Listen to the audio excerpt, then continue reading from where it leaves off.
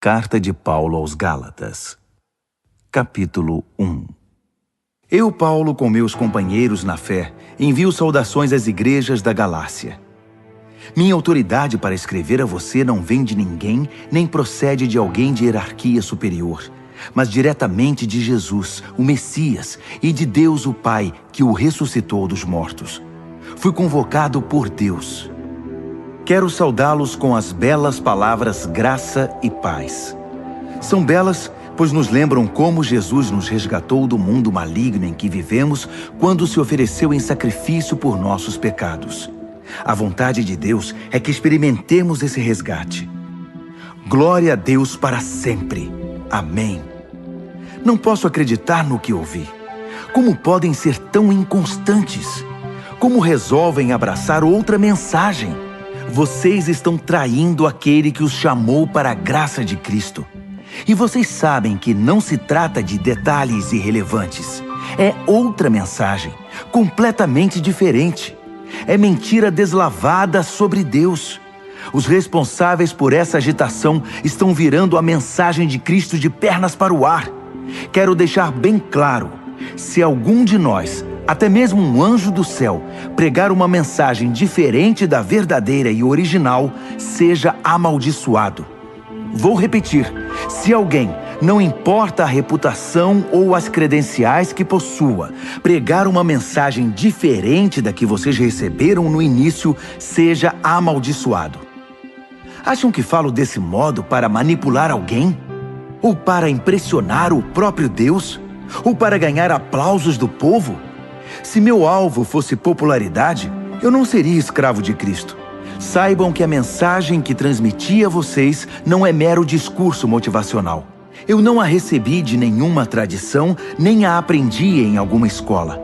Eu a recebi diretamente de Deus e de Jesus Cristo. Estou certo de que vocês ouviram a história da minha vida quando eu vivia no judaísmo. Na época eu perseguia a Igreja de Deus. Meu objetivo era destruí-la. Ninguém me superava no apego às tradições dos nossos antepassados. Mas Deus tinha planos para a minha vida. Quando eu ainda estava no ventre da minha mãe, Ele me escolheu e me chamou por sua graça, cheia de generosidade. Por sua intervenção, revelou seu Filho a mim para que eu o anunciasse aos outros povos, os que não são judeus. Logo depois desse meu chamado, fui para a Arábia. Não consultei ninguém e não fui a Jerusalém me aconselhar com os que já eram apóstolos. Mais tarde, voltei a Damasco. 3 anos depois, fui a Jerusalém para conhecer Pedro e saber mais sobre a fé. Foram apenas 15 dias, mas que dias aqueles! Com exceção de Tiago, irmão do Senhor, não vi nenhum outro apóstolo. Diante de Deus, estou falando a pura verdade. Então comecei meu ministério nas regiões da Síria e da Cilícia. Mesmo depois de todo aquele tempo, eu ainda não era conhecido nas igrejas cristãs da Judéia. O que sabiam de mim era apenas isto: aquele homem que antes nos perseguia, agora está pregando a mesma mensagem que tentou destruir. E como eles agradeceram a Deus e o adoraram por minha causa.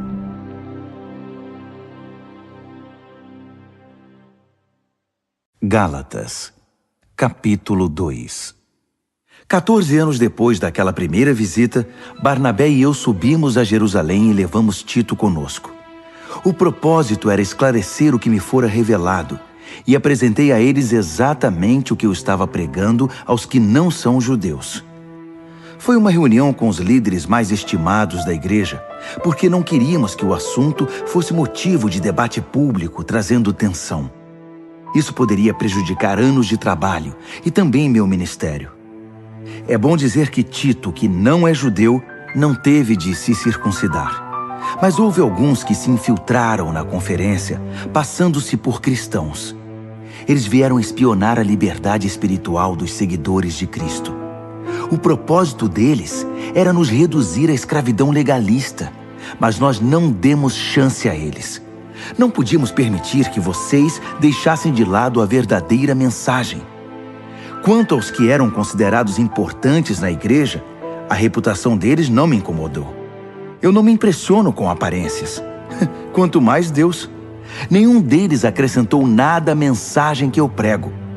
Logo ficou evidente que Deus me havia confiado a tarefa de pregar aos não-judeus a mesma mensagem pregada por Pedro aos judeus. Reconhecendo que Deus tinha me chamado, Tiago, Pedro e João, colunas da igreja, receberam a mim e a Barnabé e nos designaram para o ministério aos demais povos. E eles continuavam alcançando os judeus. Apenas acrescentaram um pedido: que nos lembrássemos dos pobres, o que é meu desejo profundo. Depois disso, Pedro veio a Antioquia. Acabei tendo de confrontá-lo, pois ele errou feio. Vou contar como foi.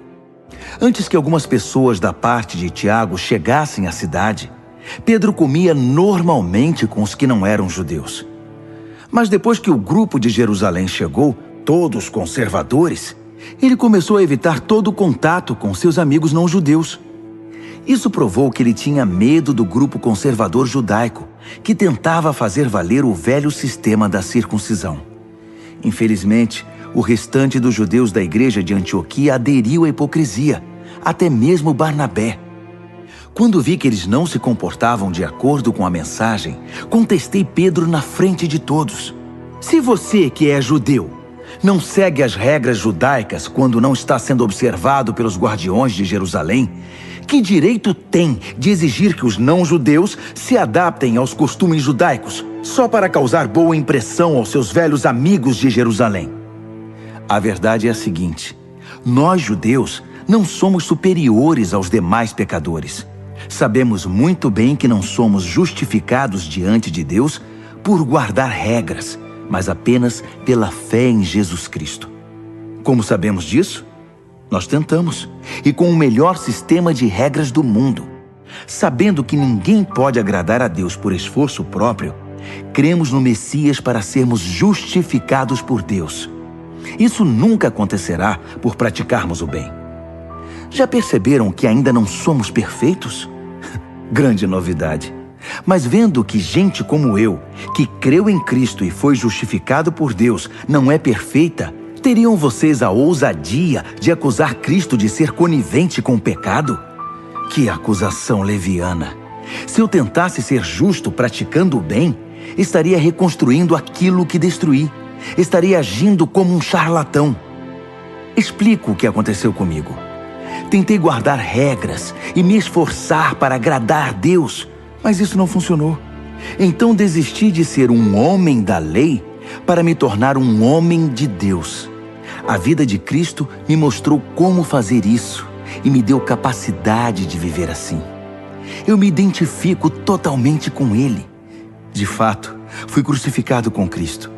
Meu ego não ocupa mais o primeiro lugar. Pouco me importa parecer justo ou ter um bom conceito entre vocês. Não estou mais tentando impressionar Deus. Agora Cristo vive em mim. A vida que vivo não é minha, mas é vivida pela fé no Filho de Deus, que me amou e se entregou por mim. E eu não volto mais atrás. Não está claro que voltar para a velha religião de guardar regras e agradar os outros é abandonar a nova vida de relacionamento com Deus? Não posso desprezar a graça de Deus. Se é possível ter um relacionamento vivo com Deus, apenas guardando regras, Cristo morreu em vão.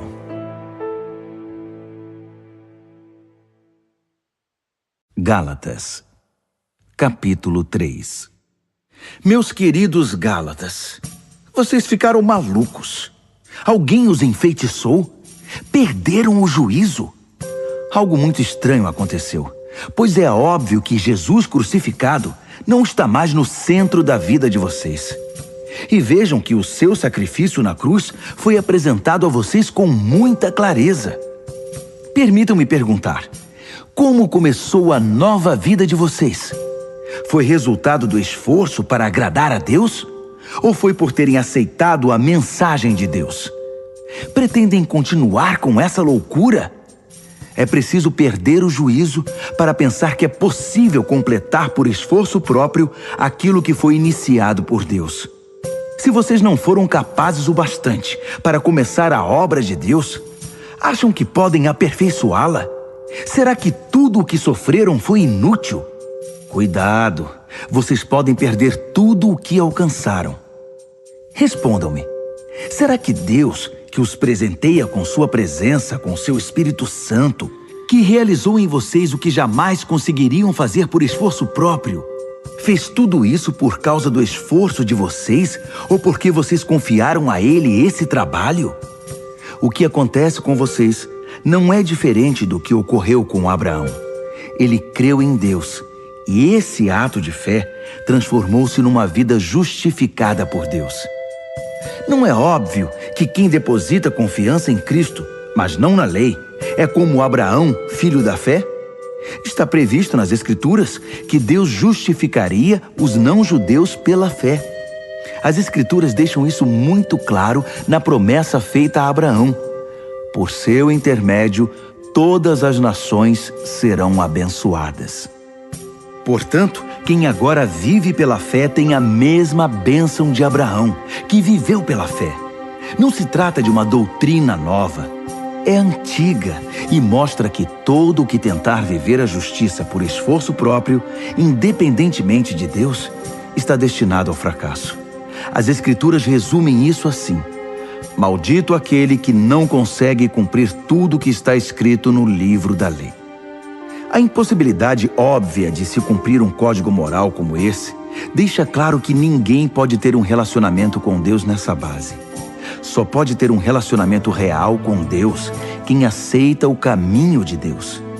Fazer alguma coisa por Deus é o oposto de deixá-lo fazer por nós. Abacuque disse tudo. Quem crê em Deus é justificado por Deus. E essa é a vida real. A observância das regras jamais chegará à vida de fé. A pessoa apenas perpetuará o hábito de guardar regras, o que se vê nas Escrituras. Aquele que faz estas coisas, observar as regras, continua vivendo por elas. Cristo nos redimiu dessa vida amaldiçoada de derrotas, quando Ele mesmo a absorveu. As Escrituras dizem: maldito é aquele que for pendurado num madeiro. Foi o que aconteceu quando Cristo foi pregado na cruz. Ele se transformou em maldição e, ao mesmo tempo, deu fim à maldição. Agora, por causa disso, está tudo resolvido. E vemos que a bênção de Abraão está disponível para quem não é judeu também.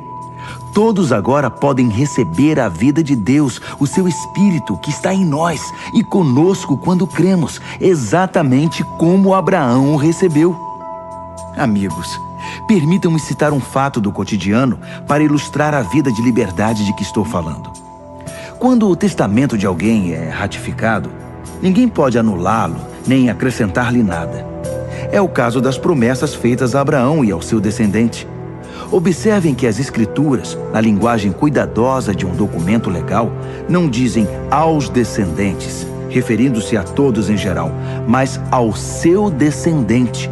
A palavra está no singular, referindo-se a Cristo. Quero explicar esse texto. Um testamento, mais tarde ratificado por Deus, não é anulado por um acréscimo anexado 430 anos mais tarde. A promessa contida no testamento não foi negada. O adendo, com suas instruções e regras, não diz respeito à herança prometida no testamento. Então, qual o objetivo desse adendo que chamamos lei? Foi um acréscimo às promessas originais contidas na aliança feita com Abraão. O propósito da lei era preservar um povo pecador na história da salvação até que Cristo, o descendente, viesse, herdando as promessas e concedendo-as também para nós. Evidentemente, a lei não foi dada num encontro direto com Deus, mas foi dada por anjos e por um mediador, Moisés. Se há um mediador, como havia no Sinai, então o povo não se relaciona diretamente com Deus, não é mesmo? Mas a promessa original é a bênção direta de Deus, recebida pela fé. Estaria então a lei contra a promessa? Seria uma negação da vontade de Deus para nós? Nunca. Seu propósito foi mostrar que não tínhamos um relacionamento de verdade com Deus. Ou seja, mostrar como é absurdo esperar que um sistema religioso consiga sozinho o que só é possível com fé, pelo cumprimento da promessa de Deus. Pois se observar regras pudesse trazer vida para nós, nós já a teríamos obtido. A questão é que, enquanto ainda não havíamos chegado a ponto de responder com fé ao Deus vivo, fomos devidamente guardados e protegidos pela lei mosaica. A lei era como aqueles tutores gregos, bem conhecidos de vocês, que conduzem as crianças à escola e as protegem de perigos ou distrações, certificando-se de que chegarão aonde devem ir. Mas agora que chegaram ao destino, não precisam mais desse tutor. Pela fé em Cristo, vocês têm agora um relacionamento direto com Deus. O batismo que receberam em Cristo não foi um simples banho, mas um novo começo.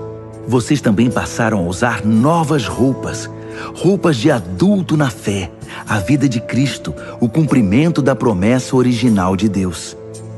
Na família de Cristo, não pode haver divisões entre judeus e não-judeus, escravos e livres, homens e mulheres. Entre vocês, todos são iguais. Isto é, nós todos estamos em um relacionamento comum com Jesus Cristo. Agora que são a família de Cristo, vocês são também os famosos descendentes de Abraão, herdeiros de acordo com as promessas da aliança. Gálatas, capítulo 4. Permitam-me mostrar a vocês as implicações disso. Enquanto é menor de idade, o herdeiro não está em posição melhor que a do escravo. Ainda que legalmente seja dono da herança, estará submisso a tutores e administradores até a data estabelecida por seu pai para a emancipação. Assim acontece conosco. Como escravos, dependíamos dos dominadores deste mundo, sem autoridade sobre a própria vida, pois ainda não havíamos sido emancipados. Mas quando chegou o tempo estabelecido, Deus enviou-nos seu Filho, nascido de uma mulher, sob as condições da lei, para redimir os que estavam sob o domínio da lei. Assim fomos libertados para sermos filhos que têm direito à herança. Uma vez que fomos adotados como filhos, Deus enviou o Espírito do seu Filho ao nosso coração, o que nos dá o privilégio de chamá-lo Papai. Essa intimidade com Deus é para vocês que são filhos, não para escravos, e como filhos, são também herdeiros com pleno acesso à herança. Antes de conhecerem Deus pessoalmente, vocês eram escravos dos deuses, que nem deuses são. Mas agora que conhecem o Deus verdadeiro, ou melhor, agora que Deus conhece vocês, como podem se sujeitar novamente a esses pretensos poderes? É como temer o bicho-papão. E não é isso que vocês fazem quando observam tradições e superstições associados a datas e festas especiais? Será que foi em vão tudo o que fiz por vocês? Meus queridos, gostaria muito que se pusessem em meu lugar. Afinal, foi o que fiz quando estive com vocês. Como vocês foram sensíveis e gentis. Em nada me prejudicaram. Quando preguei para vocês pela primeira vez, estava doente e nem pude prosseguir jornada. Sei que não é fácil receber um hóspede doente, mas vocês me trataram tão bem como se eu fosse um anjo de Deus, ou como se estivessem recebendo o próprio Jesus. O que aconteceu com toda aquela alegria? Sei que vocês teriam me dado os próprios olhos se fosse preciso. Tal era o carinho com que cuidaram de mim. E agora, de uma hora para outra, parece que virei inimigo de vocês? Foi só por dizer a verdade? Não posso acreditar. Os pregadores de heresias tentam agradá-los de todo jeito. É pura bajulação. Eles querem acabar com a liberdade que a graça de Deus dá a vocês. O objetivo deles é fazê-los dependentes da aprovação e da orientação que pretendem dar. Querem apenas se sentir importantes. É muito bom que vocês sempre façam o bem, mesmo quando não estou por perto. Por que mudar de atitude para comigo quando estou longe? Querem saber como me sinto agora, até que a vida de Cristo seja uma realidade na vida de vocês? Como a mãe em dores de parto. Como eu queria estar com vocês. Eu nem falaria nesse tom tão severo, abrindo o coração. E vocês que são viciados na lei, já deram pelo menos uma olhada no que ela diz? Abraão teve 2 filhos, um da escrava e outro da livre. O filho da escrava nasceu por uma iniciativa humana. O filho da livre nasceu pela promessa de Deus. A ilustração é clara. As duas histórias mostram dois modos de relacionamento com Deus. A primeira fala do Monte Sinai, na Arábia. Representa o que acontece em Jerusalém, uma vida escrava que produz escravos como descendentes. É o caminho de Agar. A segunda fala da Jerusalém invisível, uma Jerusalém livre, nossa mãe. É o caminho de Sara. Lembrem-se do que Isaías escreveu. Alegre-se, ó estéril, você que nunca teve um filho. Exulte e cante, você que nunca sofreu as dores do parto. Porque são mais os filhos da abandonada do que os filhos da mulher casada. Não está claro, meus queridos, que como Isaque, vocês são filhos da promessa? Nos tempos passados, Ismael, o filho nascido por iniciativa humana, perseguiu Isaque, o filho da promessa pelo Espírito. Não é o que vemos agora? A perseguição promovida pelos hereges de Jerusalém segue o modelo antigo. Há um texto nas Escrituras que nos diz o que fazer. Expulse a escrava e seu filho, pois o filho escravo não será herdeiro com o filho livre. Não somos filhos da escravidão, mas sim da liberdade que vem do Espírito. Gálatas, capítulo 5.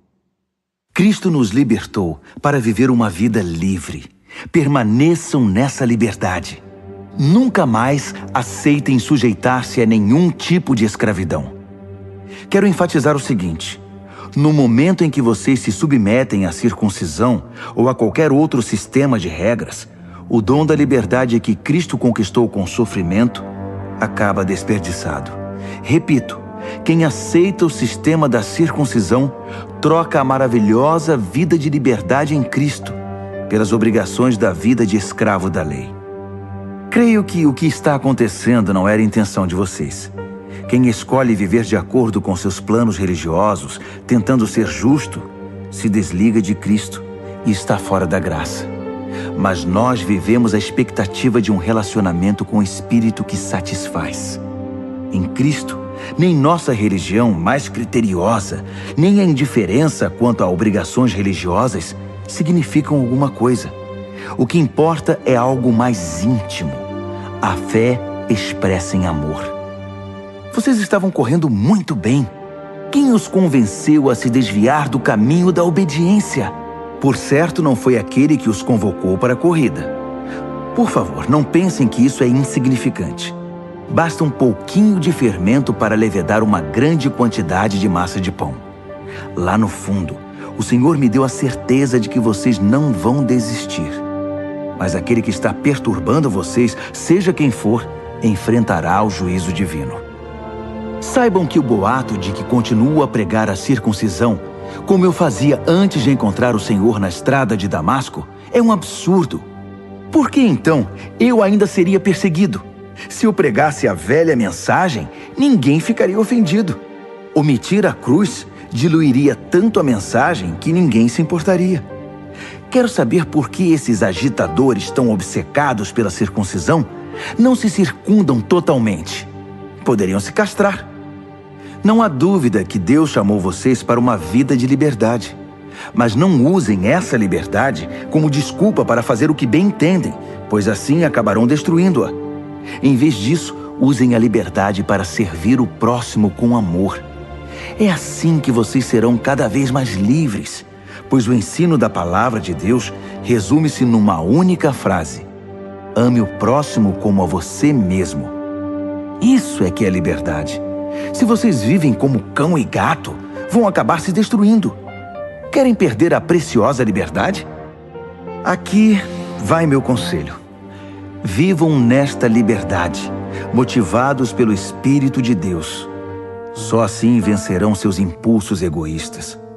Pois há em nós uma raiz de egoísmo que guerreia contra a liberdade do Espírito.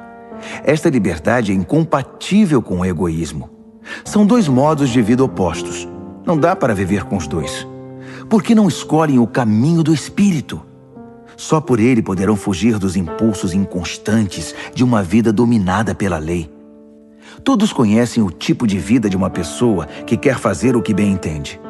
Sexo barato e frequente, mas sem nenhum amor. Vida emocional e mental detonada. Busca frenética por felicidade e sem satisfação. Deuses que não passam de peças decorativas. Religião de espetáculo. Solidão paranoica, competição selvagem, consumismo insaciável, temperamento descontrolado, incapacidade de amar e de ser amado, lares e vidas divididos, coração egoísta e insatisfação constante, costume de desprezar o próximo, vendo todos como rivais, vícios incontroláveis, tristes paródias de vida em comunidade. E se eu fosse continuar, a lista seria enorme. Essa não é a primeira vez que venho advertir vocês. Se usarem a liberdade desse modo, não herdarão o reino de Deus. Mas vamos falar da vida com Deus. O que acontece quando vivemos no caminho de Deus? Deus faz surgir dons em nós, como frutas que nascem num pomar. Afeição pelos outros, uma vida cheia de exuberância, serenidade, disposição de comemorar a vida, um senso de compaixão no íntimo e a convicção de que há algo de sagrado em toda a criação e nas pessoas. Nós nos entregamos de coração a compromissos que importam, sem precisar forçar a barra, e nos tornamos capazes de organizar e direcionar sabiamente nossas habilidades. O legalismo não produz nada disso, apenas atrapalha. Para quem pertence a Cristo, seguir o próprio caminho e deixar para depois as necessidades dos outros são atitudes que ficaram cravadas na cruz. Já que a vida do Espírito é o tipo de vida que escolhemos, convém lembrar que isso não é apenas uma ideia ou um sentimento no coração. Suas implicações devem ser realidade em cada área da nossa vida. Isso significa que não devemos ficar fazendo comparações como se um fosse melhor que o outro. Temos coisa mais importante a fazer na vida. Ninguém é melhor do que ninguém. Cada pessoa tem valor singular e inestimável. Gálatas, capítulo 6. Amigos, vivam com criatividade. Se alguém cair em pecado, restaurem-no com perdão. Guardem as críticas. Vocês podem precisar de perdão antes que o dia termine. Ajam com misericórdia e estendam a mão aos oprimidos. Compartilhem aquilo que pesa a vocês e cumpram desse modo a lei de Cristo. Se pensam que são bons demais para agir assim, estão muito enganados. Cada um examine com cuidado a si mesmo e a maneira segundo a qual está cumprindo a missão que recebeu e dedique atenção total a ela. Não fiquem admirando vocês mesmos, nem se comparando com os outros.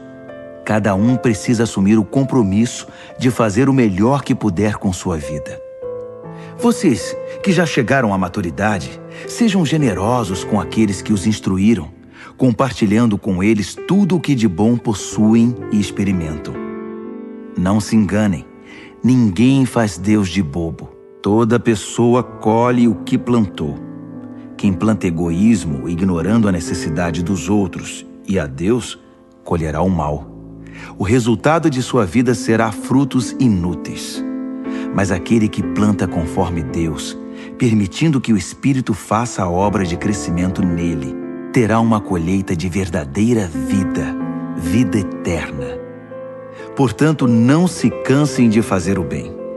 No tempo certo, teremos uma boa colheita, se não nos desesperarmos nem desistirmos. Cada vez que tivermos chance, trabalhemos para o benefício de todos, a começar pelos mais próximos de nós na comunidade da fé. Nestas linhas finais, chamo a atenção para os traços grossos da minha caligrafia, para ressaltar a importância do que escrevi. Aqueles que tentam impor a vocês a prática da circuncisão têm um único objetivo: querem parecer bons sem fazer esforço, pois não têm coragem de viver a fé que compartilha o sofrimento e a morte de Cristo. A doutrina deles nada é, até porque nem eles guardam a lei. Observam apenas as leis que interessam aos seus propósitos. Eles querem que vocês sejam circuncidados para que possam se orgulhar do sucesso em recrutá-los para o lado deles. Como são desprezíveis! Quanto a mim, não vou me orgulhar de nada, a não ser da cruz do nosso Senhor Jesus Cristo. Por causa daquela cruz, fui crucificado aos olhos do mundo, libertado da atmosfera sufocante, da necessidade de agradar os outros e me encaixar nos padrões mesquinhos ditados por eles. Percebem que esta é a questão principal? Não é o que fazemos, como submeter-se à circuncisão ou rejeitá-la. É o que Deus está fazendo. E Ele está criando algo novo, uma vida livre. Todos os que caminham por esse padrão são um verdadeiro Israel de Deus, seu povo escolhido. Paz e misericórdia sejam com eles. Francamente, não quero mais ser incomodado com essas disputas. Tenho coisas mais importantes para fazer, como viver a fé com seriedade. Trago em meu corpo as cicatrizes do meu trabalho por Jesus. Que tudo o que nos é concedido livremente pelo Senhor Jesus Cristo venha a ser de fato de vocês, meus queridos amigos. Amém.